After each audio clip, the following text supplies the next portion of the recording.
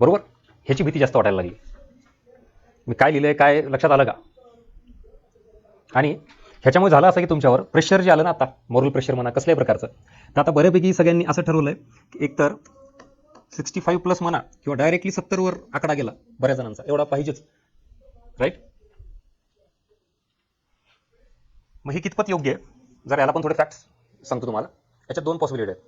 Directly तुम्ही तिथं जाऊन अशाच जर मोडमध्ये गेलात की नाही मला 70च पाहिजे, 70+ पाहिजे, ही एक्झाम आहे, त्यातही एमपीएससीची एक्झाम आहे, लक्षात घ्या. असं सोपं नसतं सहज. एखाद्या एक्झामला आलं ठीक आहे तिथं, आणि जरी आलं तरी हे कशाच्या बेसिसवर येऊ शकतं तेही सांगतो तुम्हाला.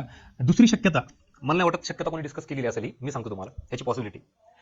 आयोग तुम्हाला सहजासहजी एवढे मार्क प्रत्येक एक्झामला घेऊ देत नाहीये. तो काय होईल, टफनेस वाढेल, डिफिकल्टी लेवल वाढेल, आणि मग तिथं तुम्ही 70, 72, 75 पर्यंतची अपेक्षा करून गेलेलात ना, तर ती कम्प्लिटली अपोजिट पडेल, उलटी पडेल. याला पण थोडं तयार राहा. म्हणजेच पेपर जर टफ वाढला, तिथं आला, डिफिकल्टी लेवल वाढली, तर लिटरली हा आकडा रिव्हर्स गिअर मारायला बसलाय. पटतंय का? किंवा तो आकडा परत अजून रिव्हर्स जायला बसलाय. माहित नाही ना तिथं एका तासात काय केलं नाही. शेवटी ही परीक्षा आहे, 100% प्रेडिक्ट करणं पॉसिबलच नाही, हे आपण मान्य केलं पाहिजे. त्यामुळं दोन्ही बाजूला तयार राहा. आपल्याला मान्य आहे घ्यायचं 70, घ्यायचं 75, मी म्हणतो 80 टार्गेट ठेवा ना, हरकत नाही, ठेवला असेल तुम्ही तर. पण दुसरी ही बाजू ठेवा, तिथं जर असं एकाच मेंटॅलिटीने गेलात तर मात्र प्रचंड घातक ठरत.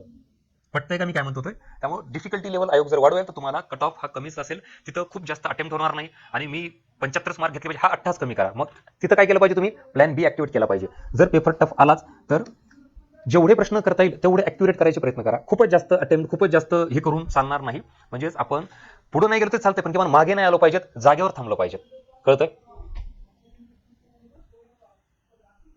आत्ता जो मुद्दा सांगितला पटला का? आणि हाच जो मुद्दा आपल्या डोक्यात ठेवल्यामुळं तिथं तुम्हाला काय होईल माहिती का, दोन्हीही गोष्टी एकदम इझी, नॉर्मल पेपर आला जसा आधी आला गडबडचा, काहीच विषय नाही ना, जा ना 70+ बिंदास. पण जर दुसरी पॉसिबिलिटी आपल्याला आपल्या डोक्यात आलीच नाही आणि कोणी सांगितली पण नाही, तर तिथं मात्र ऐन टाइमला फार मोठा गोंधळ होऊ शकतो.